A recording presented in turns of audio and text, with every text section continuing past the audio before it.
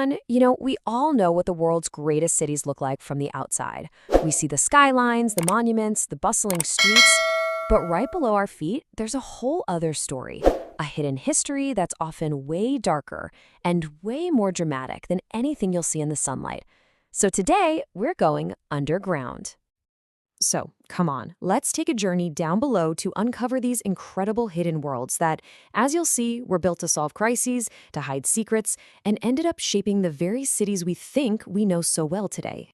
Okay, our first stop is Paris. The city of light. We think of romance, art, cafes. But beneath all that charm lies a really dark secret, one that was born from a pretty terrifying public health crisis. And look, that's not just for dramatic effect. Back in the 18th century, the cemeteries in Paris were, and this is no joke, literally overflowing. It was a total nightmare for public health. The city was desperate for a solution, and they found one deep, deep underground in these ancient stone mines. 6 million. Just let that number sink in. That's how many Parisians, their actual remains, were dug up from the overflowing cemeteries and moved into these tunnels. It was this massive and, let's be honest, incredibly macabre project. But here's the thing. This isn't just some messy mass grave. Oh no. It is an intricately, almost artistically designed necropolis. For years, workers painstakingly arranged the bones and skulls of millions of people, creating these, horrifyingly beautiful displays that line this 200-mile labyrinth. It is now the largest cemetery on Earth. And right at the entrance, this is the chilling sign that greets you. Arrête. C'est ici l'empire de la mort. It's this really stark warning that, hey, you are leaving the world of the living behind and you're about to enter a silent, subterranean kingdom of the dead. So, from a city that was dealing with its dead, let's now head over to Istanbul. This was a city that was focused on keeping the living alive. Here, beneath the buzzing streets, the big challenge wasn't finding space for bodies, but for a constant, reliable supply of fresh water. And their solution was just breathtaking. The Byzantine emperors didn't just build a tank to hold water. They built this magnificent underground cathedral for it. It was so huge and so ornate that it became known as the Sunken Palace. I want you to just imagine walking into this huge, cavernous hall where the ceiling is being held up by 336 massive marble pillars, each one over 30 feet tall. And what's wild is that a lot of these columns were actually salvaged from the ruins of old Roman temples, which just adds to this mysterious, almost sacred vibe of the whole place. But deep inside the cistern lies its biggest mystery. At the bottom of 2 of the columns, there are these 2 enormous carved heads of Medusa from Greek mythology. And the way they're placed is, it's just plain weird. And historians still argue about this. So was it just a practical thing? The blocks just happened to be the perfect size to prop up the columns?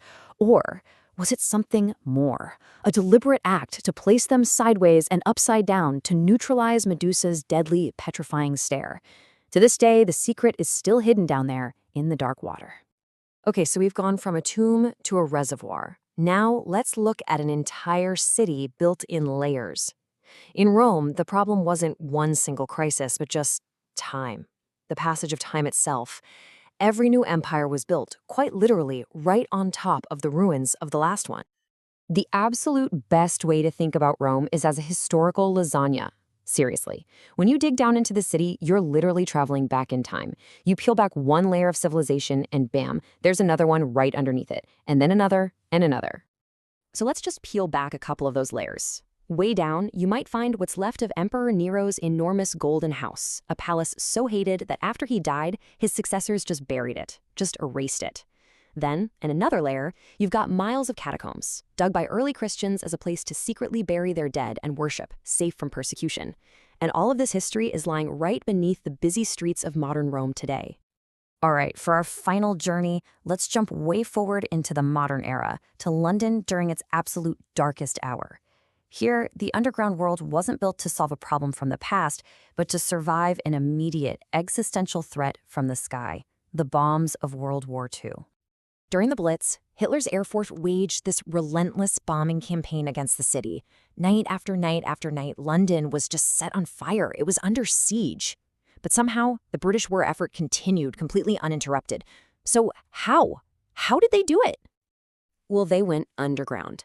The answer was the Cabinet War Rooms, a top-secret command bunker hidden deep beneath the streets of Westminster.